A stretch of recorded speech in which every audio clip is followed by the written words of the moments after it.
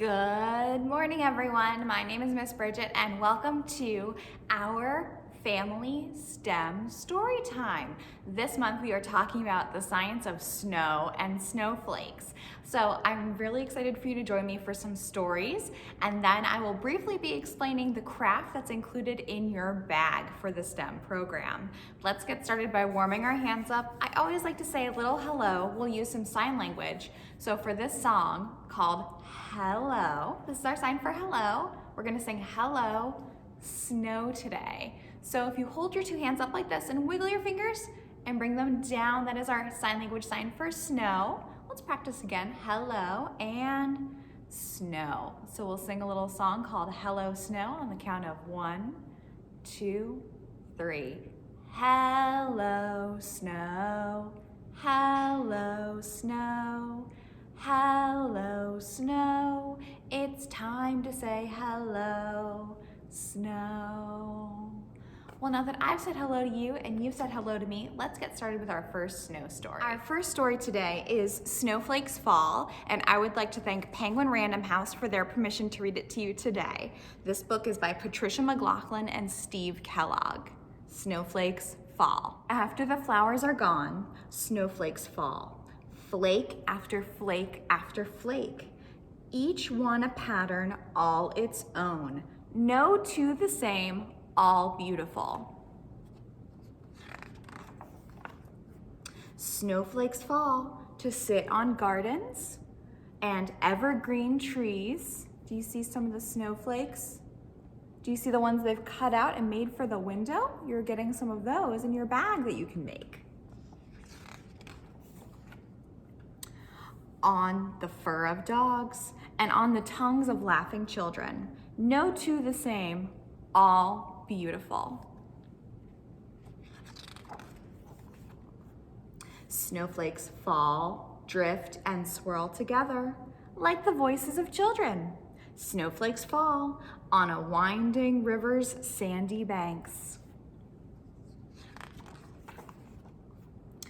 On a hilltop town, on its ancient church, on its loved library, and on a familiar flagpole when snowflakes fall at night. Wailing winds may blow, and frantic icy snowflakes scratch the window glass. Branches fly, and shadows darken dreams. But then, when we wake in the morning light, surprise, the world shines. Snowflakes fall to quilt meadows, so we may see the wandering prints of birds and rabbits and bobcats at dawn. And the footprints of small red boots making sled paths. And snowmen and forts and fields of snow angels.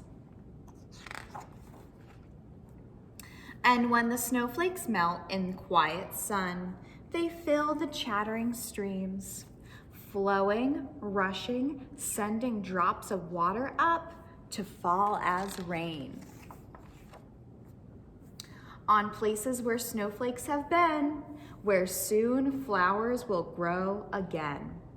And when the flowers bloom, the children will remember the snowflakes. And we remember the children, no two the same, all beautiful. And that is the end of Snowflakes Fall. Now that we read our first story, it's time for our flannel board, the 5 little snowflakes. Here we go.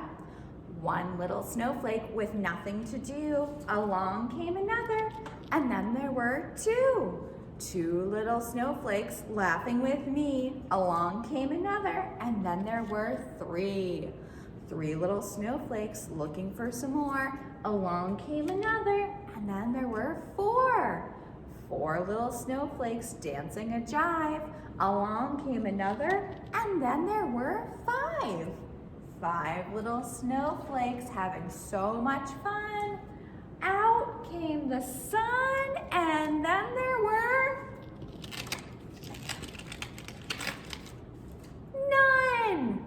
5 little snowflakes. The next story I want to share with you is called The Secret Life of a Snowflake, an up-close look at the art and science of snowflakes by Kenneth LeBrake. And I would like to thank Viking Press for their permission to use it.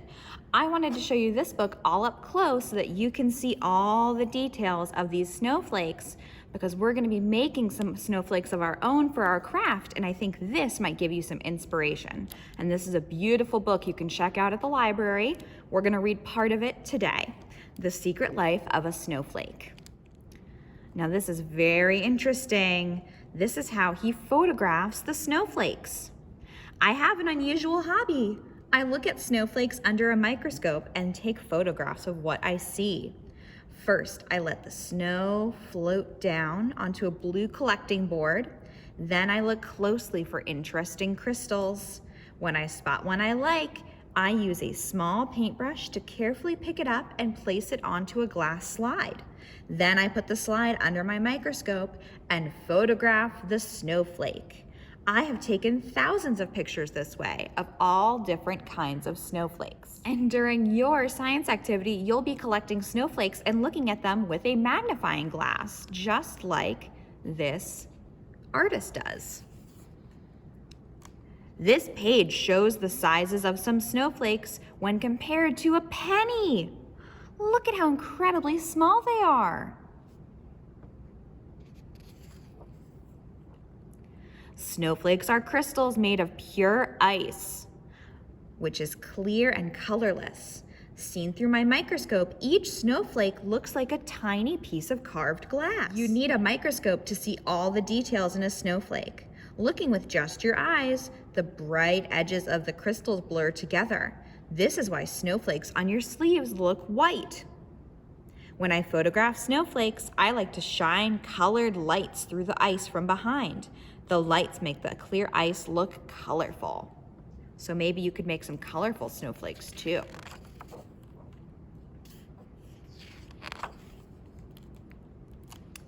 The Secret Life of a Snowflake. As a scientist, I try to understand how things work in the natural world. I especially like to study snowflakes. How are snowflakes made? Why do they have such wonderful shapes? Why are they all so different? To answer these questions, we must look at what snowflakes are and how they form. We must learn the secret life of a snowflake.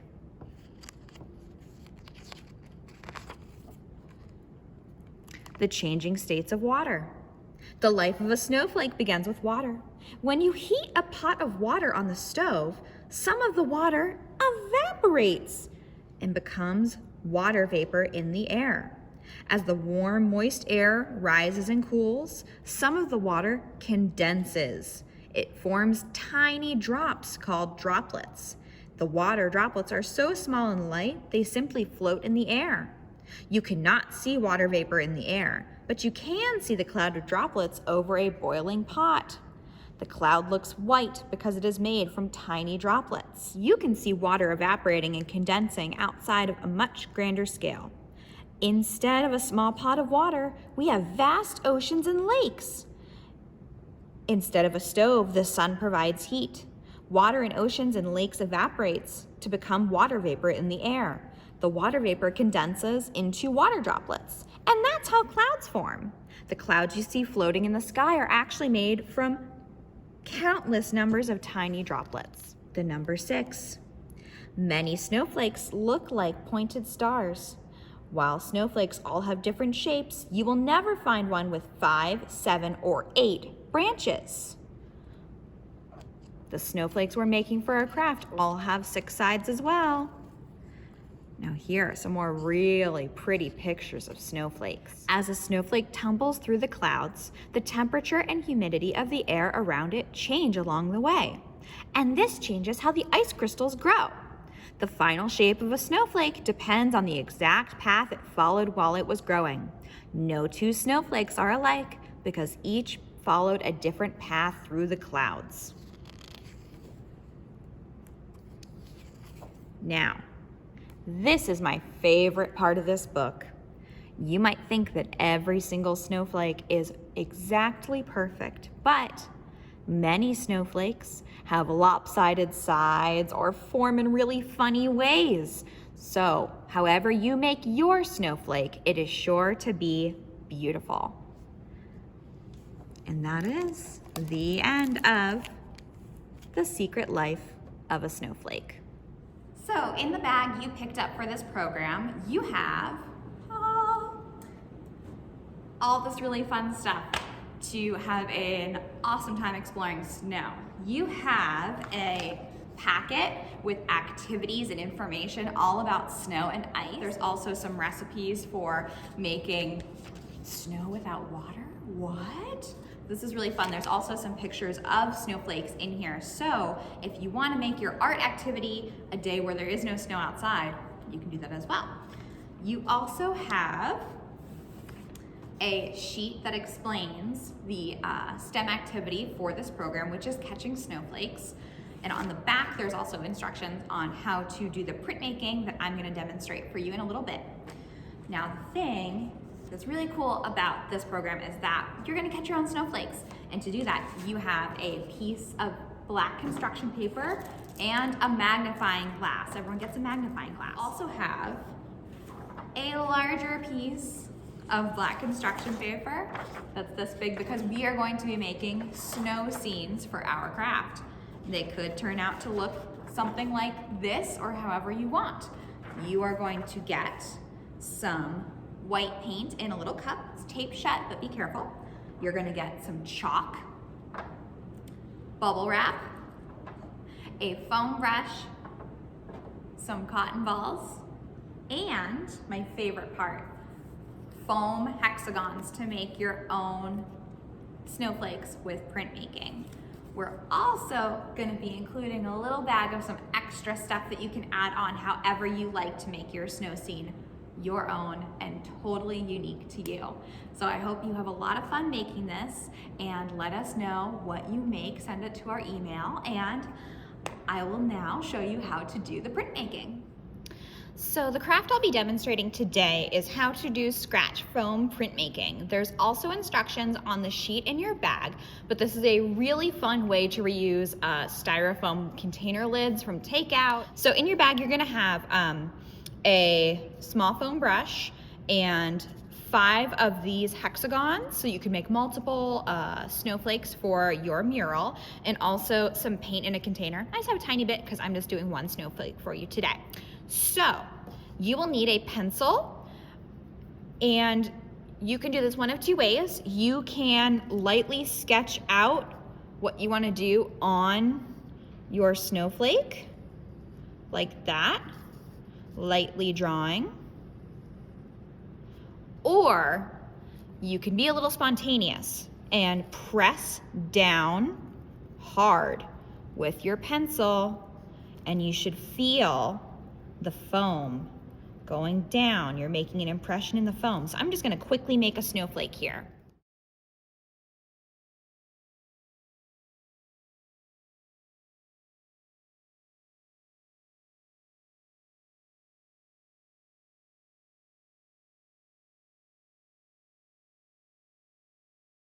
You want to press down hard so that when you put the paint on it, you get a really nice image.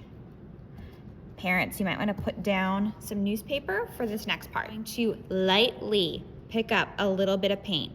You really don't need much. In fact, this might be a little too much. So I'm going to dab a little bit of it off. You're going to lightly paint over your snowflake. You want to make sure you get the whole thing. We're lightly painting. This is where having some paper down on the table might be helpful. Now, once you think you have the entire thing covered, this is the really fun part. This is where we get to see if it worked. You're gonna turn it over and press down really hard. Press down really hard, all over. And then when you lift up, you get a snowflake. Now, I think it's really fun to go all around and put snowflakes wherever you want.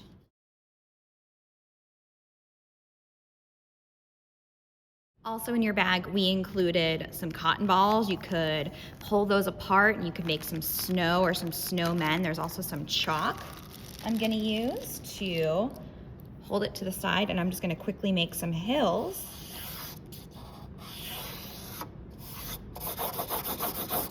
And you can do this however you like. Make some hills, you could draw a tree. We also included some bubble wrap. You may have this around your house. You can find other fun things that you can use for printmaking that have really nice textures. But for bubble wrap, the really fun thing you can do is take a little bit of paint and you can paint it on your bubble wrap, and then you can bounce it all over and make little dotty snowflakes. You could draw in some more, however you want, as much snow or as little snow as you want. And there you have it. Make it your own, draw on whatever you like. We included lots of fun stuff for you to work with.